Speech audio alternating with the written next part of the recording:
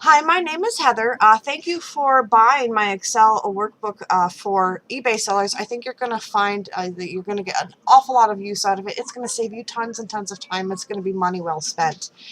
There's a couple of things that I want to go over before the rest of this video. The first thing is I recommend watching it all the way through once, and then you can go ahead and watch it as you're entering in your information. I'm also going to have the videos broken down by sheet, so that if, let's say, you only have a question about the sales sheet, you can just go to that sales video and watch that alone. Otherwise, this introductory video is me putting all of those videos together for you. One of the first things that I want to talk about is up here, the security warning.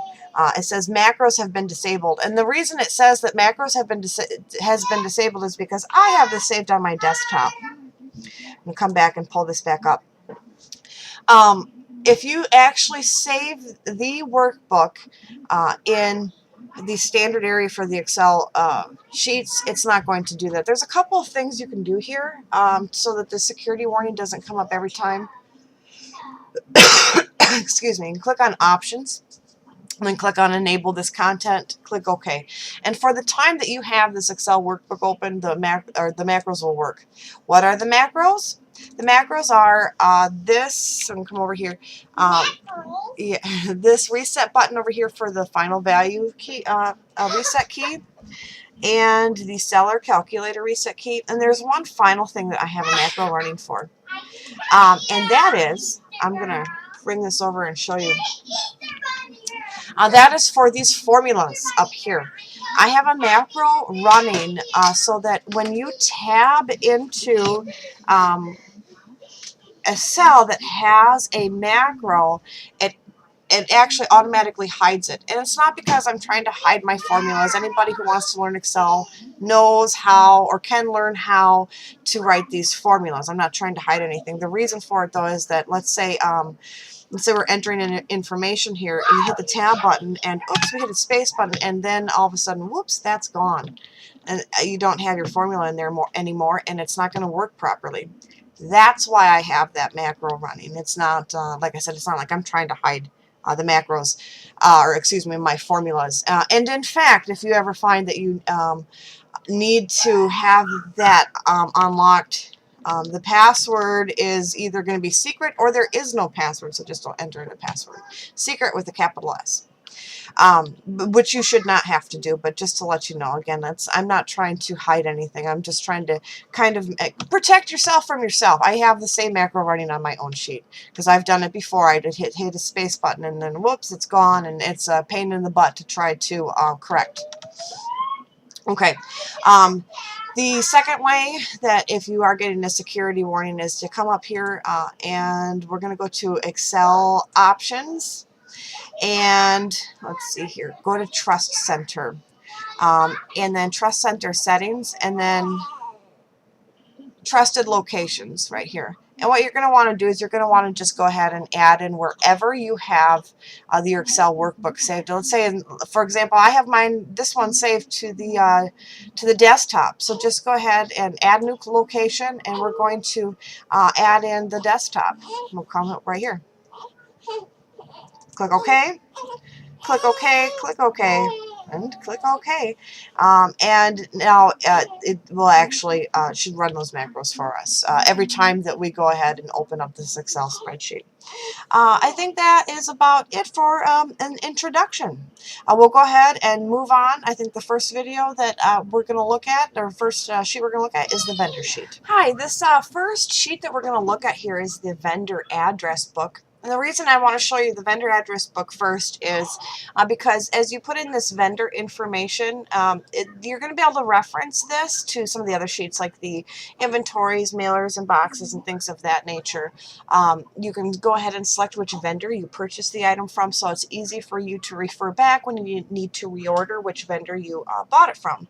So when you get this Excel workbook, this is the area I recommend that you start out in. Let's begin here. We'll start out here with this vendor number area. Now, the reason I have this included here is because I've actually taken several excuse me, I've actually taken some classes in database design. And one of the most important things that you learn is that everything needs to have a unique identifier. In this case, that's a vendor number. So in this particular case, the vendor number is not an essential thing to record. So if you do not want to use this portion here, you don't have to. I've included it just so that it's there in case we need to use it, maybe if I make some other changes in the future.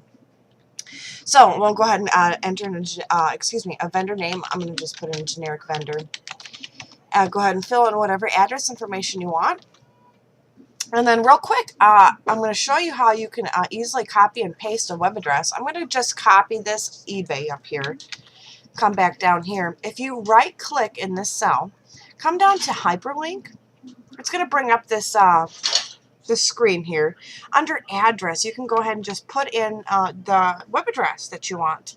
Up here in text to display, you can change it. You could leave it just as the address, or let's say in this case we want to read eBay. Go ahead and change that text. Click OK, and here you see it says eBay. Now if we click on that, that's going to bring up the eBay website for us. Tab over here to notes. I always like to have notes. And for those of you that maybe haven't used Excel a whole lot, when you come, you see I was at the end of the table here. When you hit the tab button, it's going to automatically add a new row for you. Okay? And I think that's it about the vendor address book, and we'll go ahead and move on to the next video. Okay, here we're going to take a look at the inventory sheet. And one thing that I did forget to talk about in the vendors video was how I actually have the numbers here set up. They always start with two letters. IN is for inventory. In the vendor sheets, it's VN for vendors. In the sales sheets, it's SL for sales. So that you can easily keep your numbers distinguishable from each other. And you can also, at a glance, tell what type of number it's supposed to be. In the inventory sheet, you are absolutely going to need to be recording inventory numbers. Those numbers interact with the other sheets, such as the sales and the customer returns. So let's say we're going to put in a new piece of inventory here. We'll start with IN for inventory. Now this next number is 14. That actually stands for the current year, so that you can easily distinguish items maybe that you purchased from last year. So if, let's say you've got inventory that you purchased last year, you probably want to start this with a 13. And then the last four numbers are sequential, starting from 1, 2, 3, or I guess if you wanted to start at a different number, you certainly could. So in this case, we'll pretend that we're doing for this year. Another thing I want to quick note as well, when you're first using this and entering in the inventory that you currently have, if you have inventory from last year and you go ahead and put in your purchase date of last year, to say it was 2013, it's not going to include that title, or excuse me, that total with your monthly totals and your year-to-date totals, so you don't need to worry about that. Okay, so we're going to do sequential here, so this one's going to be 04, and we'll just put in something generic. We'll say another blue t-shirt, just to go through. And this item type is actually going to automatically pull up when you enter in your sales and when you enter in your customer returns and compensations, and you'll see how that works when we get to those videos, as well as the description one. We'll call this a size medium. Description 2, I usually will put in there my vendor's item number, so that if I want to reorder an item, I've got that particular information handy. Purchase date, we'll just you pretend that's today's date. And you enter in your cost. Now one thing you're going to notice here too is that this at-a-glance summary automatically updates, but you don't see the year-to-date total actually showing any numbers, and it's not going to until we make a sale. So if you happen to notice that, don't panic. As soon as you make a sale, the year-to-date total is going to show up. Your quantity ordered. And your receiving details, of course, you want to keep track, make sure that you got the right item and the right number, the right number of items. And I'm going to bring this over here just to show you how I have this set up. It's not actually going to calculate your individual item cost details for you until you put in, it's going to be based on whatever number you put in here, quantity received. Let's just say you actually got shorted and you only received 9. Obviously, then that goes into your cost. So that's why it doesn't show up over here until you actually enter in a number here in quantity received. So as soon as we hit 10, it's going to calculate that, and it's going to tell us, oh, you received it, you've got 10 in stock here, and that you paid $6 per item that you're going to sell.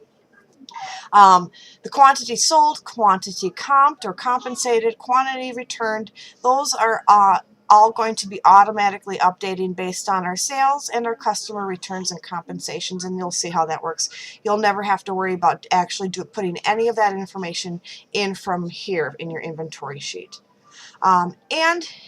Here we see the vendor name. If you click this pull down menu here, you're going to see that you can actually go ahead and pick from those vendors that you already put in there. So let's go ahead and we'll pick one. You don't have to pick from your vendor address book. You can go ahead and just backspace out of here and type in whatever you want. Again, we'll go just generic vendor. Excuse me. So you don't have to pick from your vendor address book either. Purchase number. Just put something generic in there. And again, notes. And again, tab is going to go ahead and add a new row for you for your next item. And I think that is about it for the inventory sheet. Okay, here we are looking at the mailers and boxes sheet. The reason I have a whole different sheet just for mailers and boxes is because you can actually reference in the sales sheet what type of packaging you used so that you can count that towards your cost. So that you can get an idea of what you're spending. That's why I have it separate from miscellaneous packaging supplies and miscellaneous costs.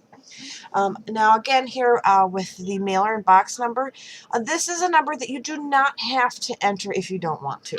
I'm going to go ahead and do that though. MB for mailers and boxes, 14 for this year, and our 4-digit unique number. Put a 2 in there.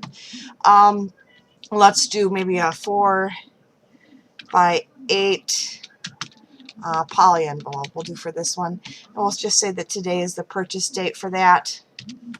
And whatever your cost is. I'm going to stick with what I had put in for the other ones just to make this simple.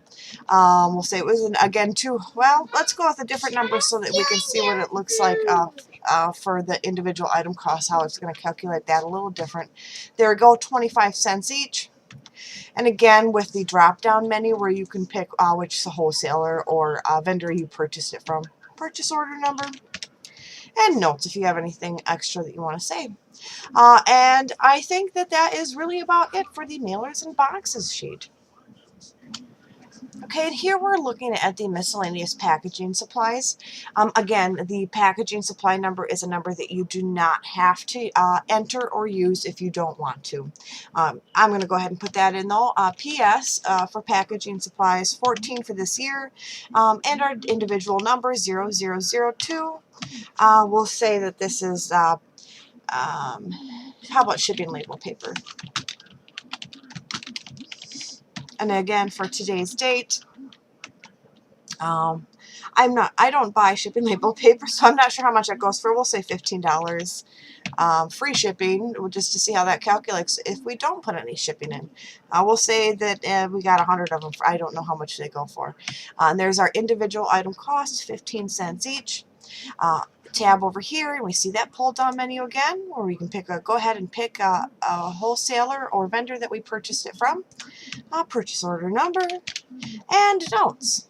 And I really think that's probably about it for the miscellaneous packaging supplies. Here we see our shipping costs sheet, and this is the shipping label totals. This is all going to automatically be updating from what we put into our sales sheet. And I've done that so that when you make a sale, you just put in all of your information that's relevant to the sale. You don't have to be switching back and forth between different sheets to put in different amounts of information.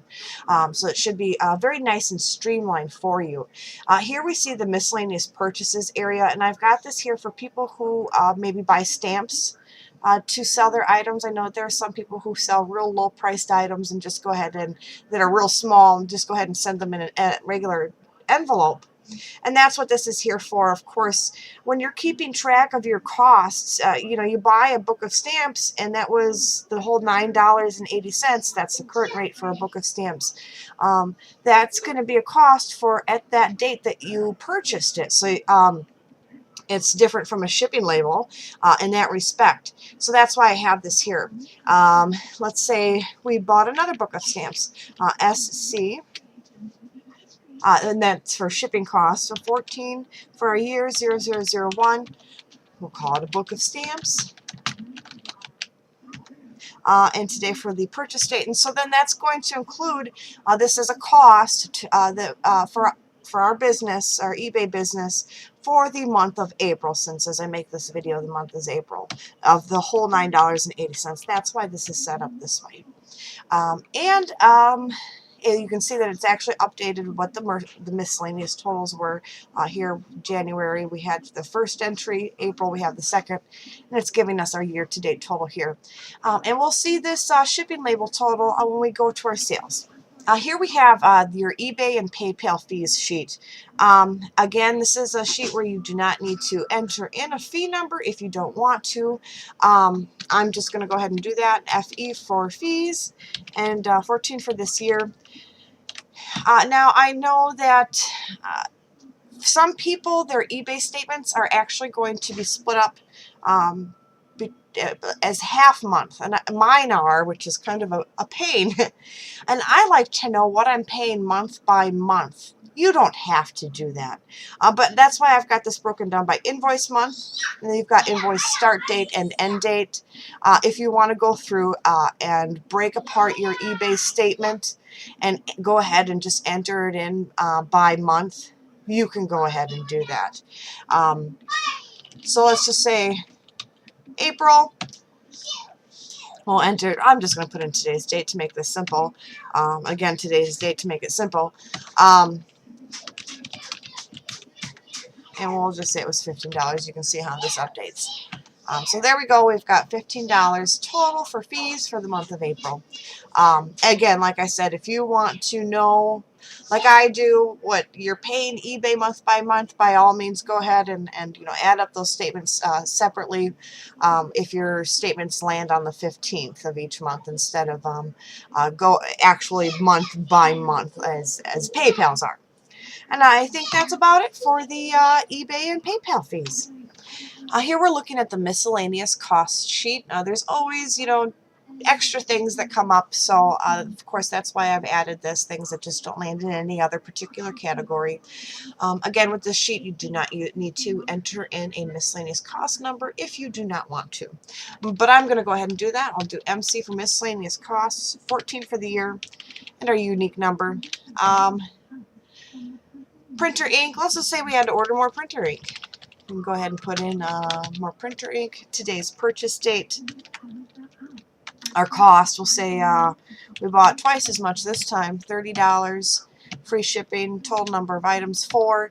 And there's our individual item cost, just so you can get an idea. Again, we'll say we received that today. I've got that received date just in case it's something that you ordered online and you just want to make sure that that you received it and record that received date.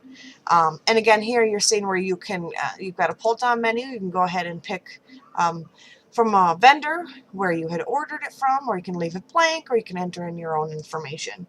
And a purchase number, so you can keep track of that. And notes.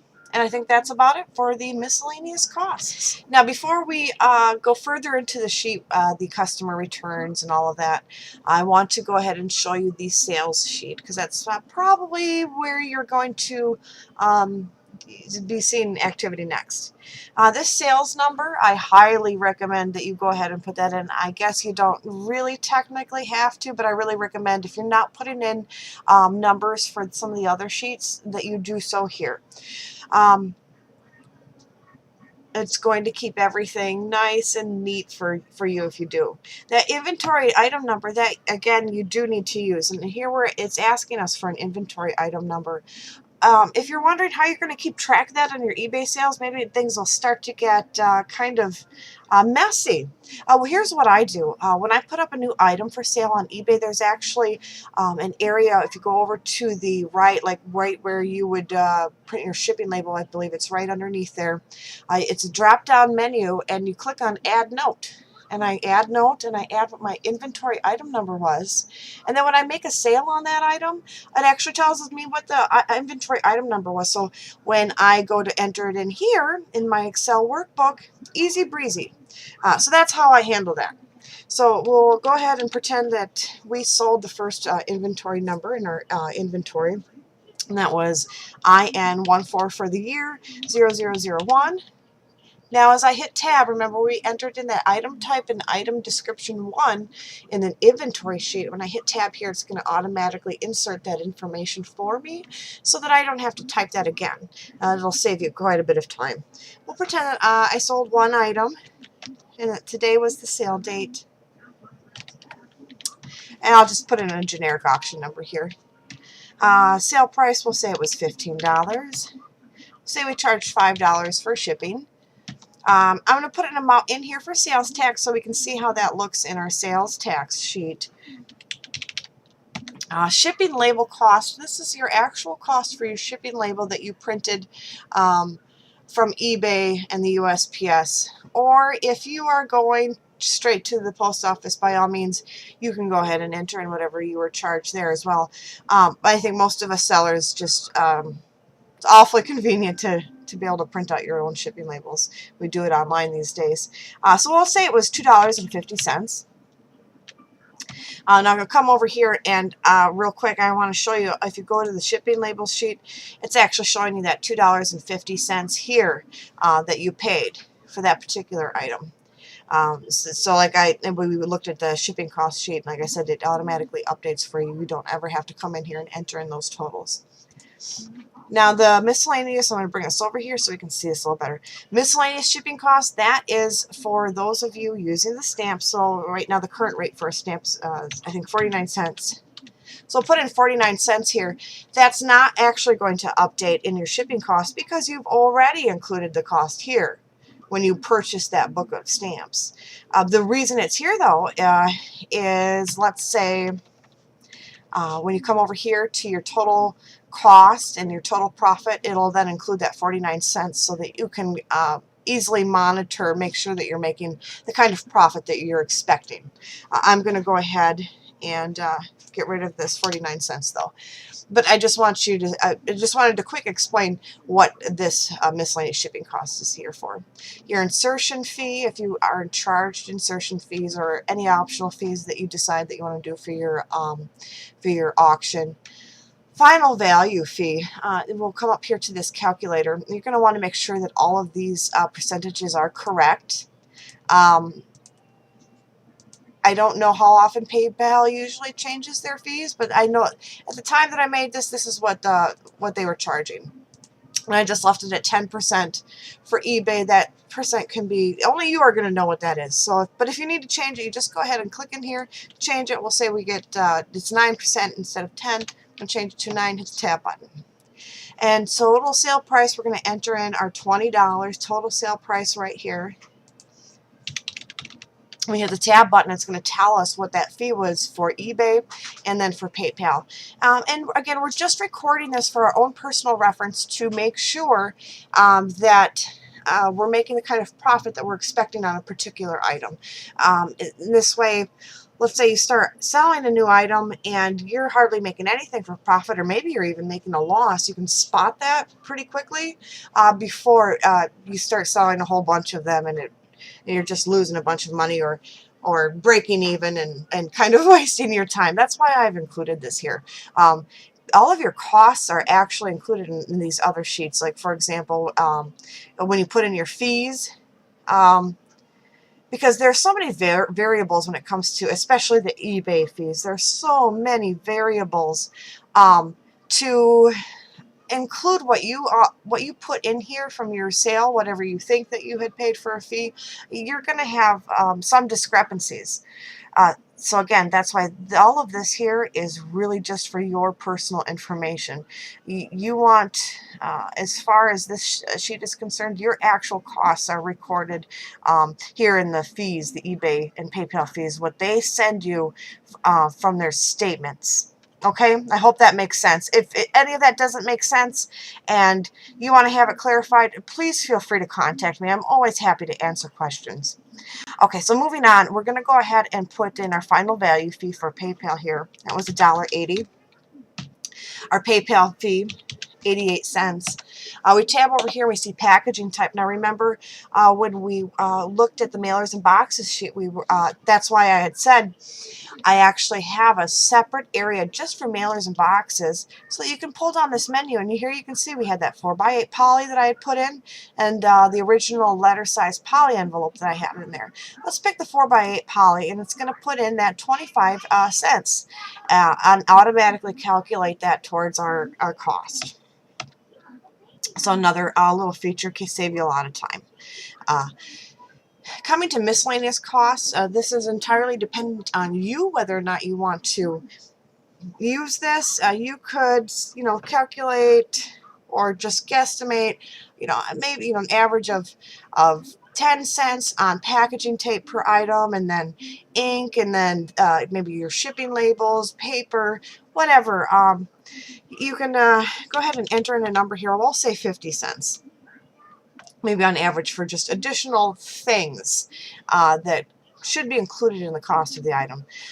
Okay, and the item cost right here has been automatically pulled from the inventory. We'll take a look at that real quick here. If you come over here, you can see it's an individual item cost. Since we only sold one, it's putting in the item cost of 6 here. And actually, it's going to show, it's say you sold 2, it's going to show 6 as well, but it'll actually reflect that additional $6 here in your total cost and your profit. In fact, I'm going to go over and I'll just change it to 2 right now, and you can actually see what I'm talking about. Come back over here, number of items sold 2. Come back over here, and now you can see that it added that $6 to your total cost and your profit went down. Tracking number, who you sold it to, all of this information. I guess it's up to you how much of that you want to record. I do kind of recommend that you at least record who you shipped it to. If you're charging state sales tax, if you were ever to get audited, this would be your proof of where you shipped it to and why you didn't or did not, or you did not or you did charge state sales tax for a particular item. Feedback left or received. Any notes you might want to have to say about the auction. One other real quick thing that is, I'm sure, going to come up for some of you that I want to go over. Let's say you had somebody who used the checkout and they bought multiple items from you all at once. How I handle that is I'll just go ahead and give it the same sales number. And so let's say it was the second t-shirt in the inventory. And so I'll just continue on like that. Obviously, if it's something that you shipped all together in one package, then just leave your shipping label cost blank, because you only want to record that once. If you put it in there an additional time, it's gonna count against your profits here, and then this is just for your reference. But then it's also going to show up in your miscellaneous shipping costs here, which is actually counting towards what your business is and is not making. Or I should say cost and profit. I did not say that very well. Okay, and I think that's about it for the these sales records. Again, if you have any questions about any of this, I know this is an awful lot to take in, please feel free to contact me. I'm happy to answer any questions you might have. Real quick, one thing I did kind of forget here at the end for the sales records is I wanted to go ahead and show you. See here, we sold 2 of this particular item. I want to show you how that actually looks in your inventory now. Let me come over here to your inventory sheet. And I'll just pull this all the way over so you can see. We had sold the first inventory item number that I have highlighted here. And you come over here to the stock details, and it actually is reflecting now that we sold 2 items out of our inventory, and it has automatically made our quantity in stock go down to 8. Of course, your quantity in stock is something that you're always going to want to make sure that you keep an eye on. It will go down to -1 and -2 if you're not keeping track. So just something to make quick note of. But this is obviously very handy. You can, if you are keeping track of these quantity and stock numbers, just taking a quick look every once in a while, make sure that, for when you need to reorder and things of that nature. Make things nice and easy for you. Okay, I think that was the only thing I forgot that I wanted to quick show you in the sales records sheet. Okay, moving forward to the customer returns and compensations sheet. I guess you could think of this much like the sales records sheet.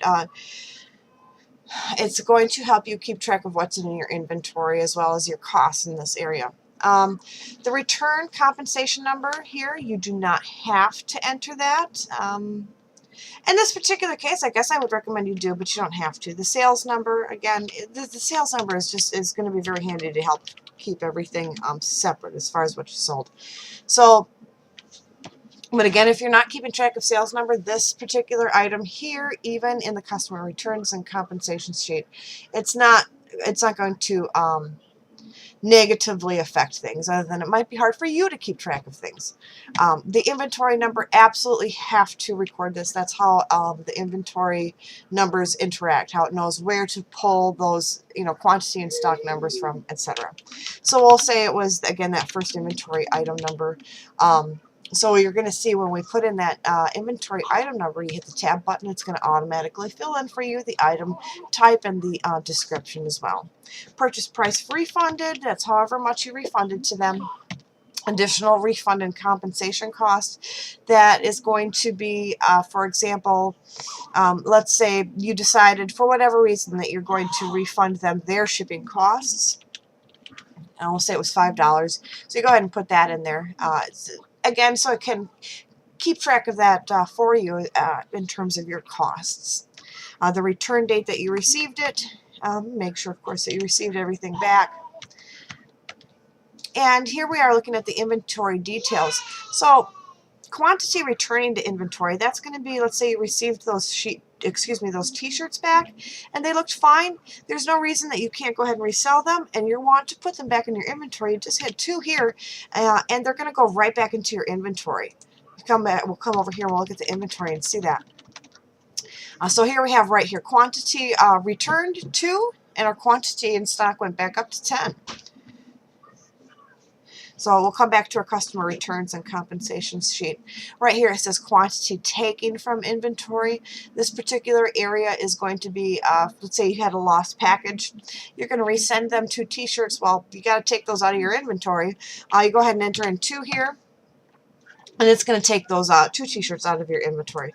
And you come over here to our inventory sheet, and you see that right here. Quantity comped 2. And so our stock has gone back down to 8. Right, and that's the customer returns and compensations sheet. Okay, here we're looking at the state sales tax sheet. This is pretty much a view-only sheet except for one thing, the customer search by date function. It's pulling this information here from what you've entered into your sales. So that if you're charging state sales tax, you do not ever have to come over here to the state sales tax sheet and say, oh, okay, this is what I charged for state sales tax. It automatically updates all of that for you. I know that between 50 states and all different kinds of businesses, there are a lot of different reporting requirements out there. That's why I've added this custom search by date feature, so that if you aren't reporting quarterly or by month or by year, you can go ahead, and you need to know how much you had brought in for state sales tax. You can go ahead and enter in a custom date range here and find out what you had brought in for state sales tax between those 2 dates. So just to show you how it works, we'll go ahead and do it like for the month of January. Hit the tab button, and we can see there we didn't We didn't bring in anything for state sales tax for the month of January, but that's why that custom search by date is there for you, just in case your reporting requirements are a little bit different. Here we're looking at the monthly totals sheet, and I have this set up as a simple income statement format. I like the simple income statement format. It makes it really quick and easy for you to see what your profit has been, which is of course going to be your sales here, versus all of your costs, which are right here. And then it automatically calculates for you, and it does all of this on the fly based on the information that you're putting into all the other sheets. You'll never have to come in here and change anything. It's a view only. You come in and you can take a look and see how everything looks. How much you've made or lost for a particular month. Pretty simple. In the same video, actually, we'll probably just go ahead and we'll take a look at the year-to-date totals because it's the same thing in a simple income statement format, only this is for the entire year. I've also included, however, a graph here so you can get a visual representation of how much money you've brought in. Our sales are only 4% compared to how much money you've spent. Here we're looking at the seller calculator. I have included this for when you have a new item that you're thinking about selling and you want to take a look and see what kind of amount that you need to sell it at in order to make a profit. That's what the seller calculator is for. First, you're going to want to make sure that these percentages here are all correct. Again, let's just go ahead and we'll pretend that we actually pay eBay 9% just to see how that works. We'll change it to a 9%. And let's say this item we're thinking we're going to sell for $10. Maybe charge $5 for shipping and handling. As you can see, that's $50. I'm going to change that to a 5. As you can see, that's actually automatically updating the totals over here and inserting those totals in the calculator itself. So it'll automatically do that for you. Just all you got to do is make sure that you've got these percentages correct. Any other fees that you plan on paying, whether it be an insertion fee or any optional fees. Of course, you want to include your item cost. We'll say it was $3. Actual shipping cost, we'll say it was $2.50. And I'm not entering things in here correctly. We'll go back up here, $3. Actual shipping, $2.50. Packaging cost, we'll say it was $1 for a box. Miscellaneous cost, we'll stick with that 50 cents. And so here you can see that that you would actually make a profit of $5.92. I'm going to change this real quick, this $10 charge to a $1 so you can see what it's going to look like if you're going to lose money. And so here we are, and you can see that these amounts over here also automatically updated for us based on what we have entered in here for our projected sale price and our shipping and handling charge. So we would be at a loss of $2.01. Real quick too, if you have all of these totals in here and you want to start over, just go ahead and hit this reset calculator button. It's going to clear all those values. And I think I had forgot to mention that actually in the sales sheet too, that this final value fee calculator up here also has a reset button. Go ahead and click that. It clears all of that for you.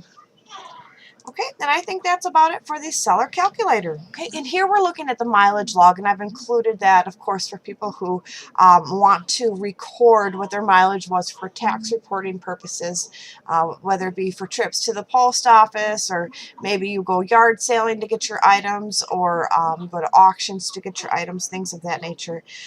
Just go real quick. This is very basic. Go ahead and enter in our today's date, and however you want to record this information is entirely up to you. We'll say the driver was me, vehicle used was mine, start miles 10, end miles was 15. I'm going to make it easy.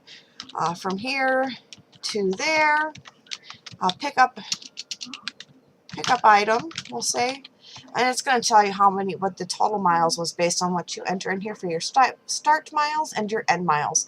And that's what you have to have this for tax reporting purposes. This is what they want. They want to know your starting mileage on your vehicle and your ending mileage on your vehicle. if to be honest, I've never used, I've never had to report mileage for tax reporting purposes, and I'm pretty sure this should have everything that you are going to need. If not, take advantage of the notes. Send me a quick line too if there is something else that you need to have added to this, and I will add it to the 2015 edition. I've had a couple of people inquire about search functions after I had already put this workbook up for sale on eBay, and it had occurred to me that I had not actually covered that in my videos on how to use this. Absolutely, you can search by any type of criteria that you want, and that's what these tables are here for. I'm going to go ahead and show you a couple of examples. Let's say, for example, here under item type, let's say we want to search for just all red t-shirts. We would come to this drop-down menu right here and go ahead and deselect the select all. And instead, we're just going to we want to view all red t-shirts, so select that and click OK. Now here you can see now it's showing us nothing but red t-shirts. And we can actually go a little bit further here, and let's say we want to see only size medium t-shirts. So go ahead to this pull down menu here under item description 1, and we'll deselect select all and select only size mediums. Click OK, and there we can see only the red t-shirts, size medium, that we sold. Now let's say you want to go back to your normal view, you want to see everything. Get rid of all of those filters that we used. We go up here to sort and filter, and then hit clear, and it goes right back to normal for you. And you can do that for any type of criteria here: sales number, inventory, etc. Sales date might be another popular area where you might want to sort. We'll come down here to that pull down menu, and you can see it actually gives you an option to sort by month. So go ahead and deselect the select all. Let's say we want to see just our sales for the month of March. Go ahead and select March. Click OK, and there we see all of our sales for the month of March.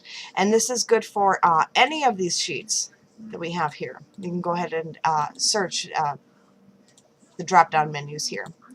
We'll come back to sales, and again, if you want to get rid of those filters, just come up here to sort and filter, hit clear, and you're back to your normal view.